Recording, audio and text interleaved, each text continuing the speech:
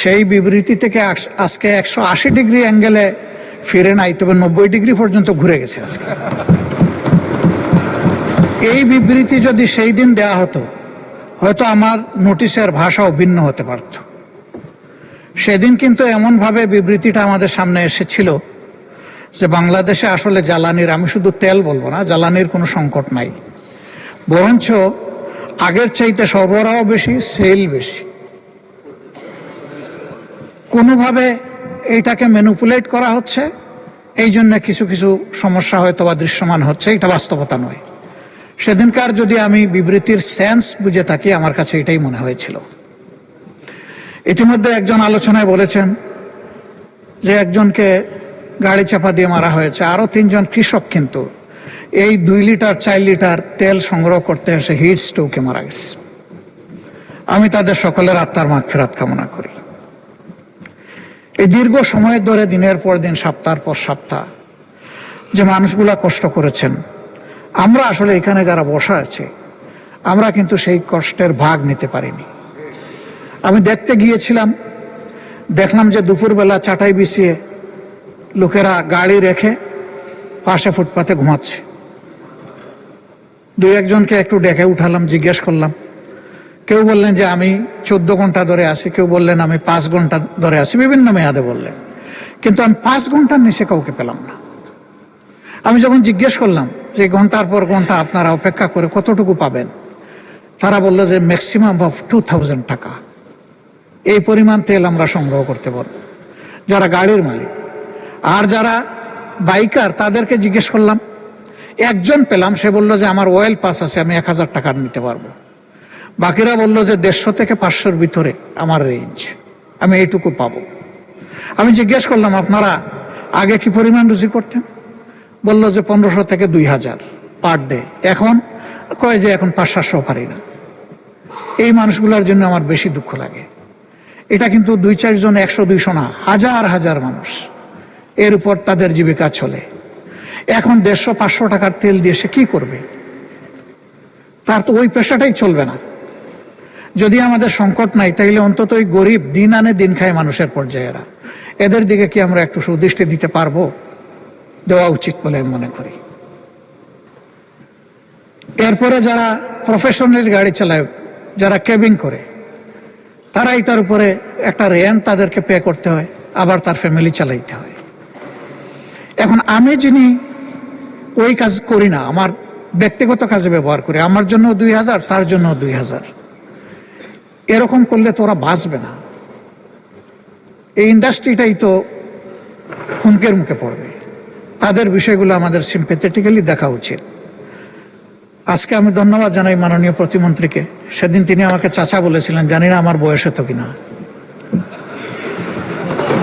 আমি যশোরে তাকে বুকে টেনে নিয়েছিলাম, আর তিনি যথার্থই স্মরণ রেখেছেন, যশোরের ডাব থেকে পানি বের করে আমি ওনাকে পান করিয়েছিলাম। আমি ঢাকা থেকে নেইনি ওটা। আলহামদুলিল্লাহ, তিনি যে মনে রেখেছেন, এই জন্য তাকে ধন্যবাদ। তিনি খুবই পজিটিভ অ্যাপ্রোচে আজকে কথা বলেছেন, এবং আমি মনে করি যে একটা রিয়েলিস্টিক বক্তব্য রেখেছেন। শুধু এক জায়গায় হালকা একটু সুই হাতে নিয়েছিলেন, উনি মাথায় হাত দিয়ে লজ্জা পাইছেন, আমি আর ওইটা বলতে গেলাম না। আসলে চালাক লোকেরা কি বলে, একটা কঠিন গালি দেওয়ার পরে বলে যে আমি গালি দেওয়া পছন্দ করি না। যেটা আমি পছন্দ করি না, এটা আমি করবই না। এই সংসদে আমরা প্রথম দিনই অনুরোধ করেছিলাম যে আমরা আসুন জনকল্যাণে কথা বলি, আমরা পরস্পরকে দোষারোপ কিংবা character assassination, either party or person, আমরা ওই দিকে না যাই। কিন্তু এখনো বন্ধ হয়নি। মাত্রা বোধহয় কিছু কমে এসেছে, ঠিক 8 মাত্রার ভূমিকম্প না, কিন্তু 4-5 মাত্রায় এখনো কিন্তু ভাইব্রেট করতেছে। এগুলো বন্ধ হওয়া উচিত। আমরা কনস্ট্রাকটিভ হই, সরকারি দলও কনস্ট্রাকটিভ হোক, আমরাও কনস্ট্রাকটিভ, সেইভাবে বিষয়গুলোকে আমরা রিজলভ করি। এবং আমরা পারবো, কেন পারবো না? দুনিয়ার অনেক দেশই তো পারে, তো আমাদের না পারার কি আছে? আমরা এই পারার কালচারে যেতে চাই, না পারার কালচারে থাকতে চাই না। মাননীয় স্পিকার, এটা একটা ক্রাইসিস। আমরা আগেই বলেছি যে এটা আমাদের সরকারের তৈরি নয়, কিন্তু ডিমান্ড ম্যানেজমেন্টে বেশ কিছু প্রবলেম হয়েছে। এই জায়গায় যদি আমরা সবাই ওপেন হার্ট নিয়ে বসতে পারতাম, কথা বলতে পারতাম, যদি কমন প্ল্যাটফর্ম থেকে অ্যাড্রেস করতে পারতাম, মানুষ একটা আস্থার জায়গা খুঁজে পেত এবং আমরা বাস্তবধর্মী অ্যাড্রেস করতাম। আমি মনে করি আজকে যেটা প্রতিমন্ত্রী মহোদয় বলেছেন যে সঙ্গত কারণেই কিছু রেশনিং করা হয়েছে সতর্কতার জন্য, দ্যাট ইজ গুড। সেই কথাটা আমরা একসাথে বলতাম, কিন্তু প্রথম দিন তো এই বিবৃতি আসেনি। প্রথম দিন এসেছে অন্যরকম। অলরেডি আমার কলিগ বলেছেন, আমরা পাম্পে গিয়েছি, জিজ্ঞেস করেছি যে আপনারা জ্বালানি আগের চাইতে বেশি বিক্রি করছেন। কই মোটেই না, পাই 1/3 বিক্রি করবো কেমনে বেশি, আমরা যা পাই তাই আমরা বিক্রি করি। তবে কিছু অসৎ লোক সবসময় সুযোগ নেয়। এই ধরনের পরিস্থিতি যখন আসে ওরা সুযোগের অপেক্ষায় একদম খাপ ধরে বসে থাকে। আমি বলবো সেই লোক আমি হলে আমাকে ছাড় দেবেন না। জাতির স্বার্থে আমি হইলে আমাকে ধরুন, পাকড়াও করুন, বরঞ্চ সাধারণ মানুষের চাইতে আমাকে আরো বেশি করে এক্সপোজ করে দেন। যারা অসৎ তারা কোনো দলের হতে পারে না, এরা দলের সুযোগ নেয়, সুবিধা নেয়, কিন্তু দল যদি বিপদে পড়ে ওই সবার আগে পাঠাবে। এই সমস্ত সুযোগ সন্ধানীদেরকে সামান্য কোনো অ্যালাউন্স দেওয়া উচিত নয়। আমার 2 নম্বর অনুরোধ যে এই হাউসে বসে আমরা যে কথাগুলো বলবো এটা কিন্তু হাউসের এই প্যারাডাইমের ভিতরে থাকছে না, গোটা দুনিয়ায় চলে যাচ্ছে এটা। সুতরাং এই কথার ওয়েটেজ থাকতে হবে, কথাগুলো অথেন্টিক হতে হবে, সত্য তথ্য নির্ভরশীল হতে হবে এবং দায়িত্ব নিয়ে কথা বলতে হবে। আজকে একটা বললাম, কালকে আরেকটা বললাম, জনগণ আমাদের কথা বিশ্বাস করবে না। একই সাবজেক্টের উপরে কথার যেন ধারাবাহিকতা থাকে আর ময়দানে যেন তার ইমপ্লিকেশন থাকে। এই দুইটা যখন জনগণ খুঁজে পাবে তখন আমাদের কোনো স্টেটমেন্ট করারও দরকার পড়বে না। প্রত্যেকের বিবেক আছে। আমরা জ্বালানির ক্ষেত্রে শুধু তেল গ্যাসের চিন্তা করছি, কেন আমরা ডাইভার্সিটি নিয়ে চিন্তা করব না? কেন আমাদের জাতির একটা শর্ট টার্ম, মিড টার্ম এবং লং টার্ম একটা স্ট্র্যাটেজি থাকবে না এনার্জি জেনারেট করার ব্যাপারে? সেই বিষয়গুলো নিয়ে আমি মনে করি যে খোলামেলা আলোচনা আমাদের এখানেও হতে পারে, আবার এখান থেকে গঠিত কোনো কমিটির মাধ্যমেও হতে পারে। সেই জায়গায় আজকে সরকারি দল বিভিন্ন স্টেক হোল্ডারদের সাথে বসছেন। মাননীয় মন্ত্রীর রেফারেন্স এসেছে, তিনি 2টো করেছেন, আর একটা সেশন করবেন কামিং শনিবারে। আচ্ছা, শনিবারের মধ্যে উনি বলেন নাই যে সমস্যার সমাধান হবে, উনি বলেছেন যে একটা সেশন হবে। আমি ওনাকে একটু হেল্প করলাম, আমি তাই শুনেছি। তো হ্যাঁ, আমরা কেন জয়েন্টলি করতে পারি না? কেন আমরা যদি জয়েন্টলি করতে পারতাম তাহলে আমাদের ডেমোক্রেসিটা সাস্টেইনেবিলিটির দিকে যাইত। মানুষ আশান্বিত হতো যে ভঙ্গুর ডেমোক্রেসি কোনো একটা জায়গা থেকে আবার রিফর্ম হওয়ার জন্য তারা লোড নিচ্ছে, তারা রিস্ক নিচ্ছে, আমরা তাদেরকে সহযোগিতা করব। তখন রাষ্ট্রের জনগণেরও অ্যাটিটিউডটা হবে পজিটিভ। আমরা ভালো হয়ে গেলে দেশ ভালো হয়ে যাবে, এটাই স্বাভাবিক। এই জায়গাটা যতদিন পর্যন্ত ভালো হতে পারবে না ততদিন পর্যন্ত দেশও ভালো হবে না। আমি কিছু ম্যাটেরিয়ালস আজকে রেডি করে নিয়ে এসেছিলাম, কিন্তু মাননীয় প্রতিমন্ত্রী আমার ম্যাটেরিয়ালস সব কিছু ভাষায় দিচ্ছে। আমি আসলে কখনো এটা বলতে চাই না যে আমার গ্লাসের অর্ধেক খালি।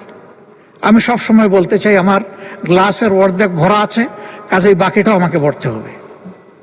আর যদি আমি খালি বলি তার মানে হচ্ছে অর্ধেক যখন খালি বাকিটাও ফেলে দে। আমি ওই থিওরিতে বিশ্বাস করি না। আসেন আমরা পজিটিভ অ্যাটিটিউডে, সরকারি দল বিরোধী দল বড় কথা নয়, এই হাউস বড় কথা। এই হাউসকে নিয়ে মুভ করি, আমরা মনটা ওপেন করি।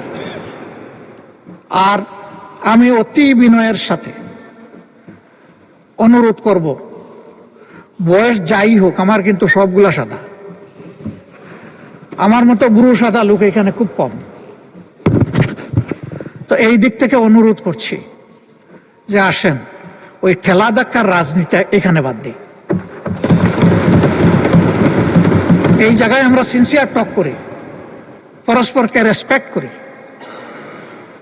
আমরা যদি মিউচুয়াল রেসপেক্টটা শো করতে পারি, পুরা হাউস রেসপেক্টেড হবে। আমরা ওই জায়গাটায় যেতে চাই। উস্কানি আমাদেরকে দেয় অনেকে, এই গরম কাণ্ড ঘটান, ওইটা ঘটান, ওইটা ঘটান, আপনারা কি বিরোধী দল হইলেন? তাই আমি বলি যে ভাই, আমার তো যোগ্যতার পুঁজি এতটুকুই, আপনার পুঁজি দিয়ে যদি একটু সাহায্য করতেন।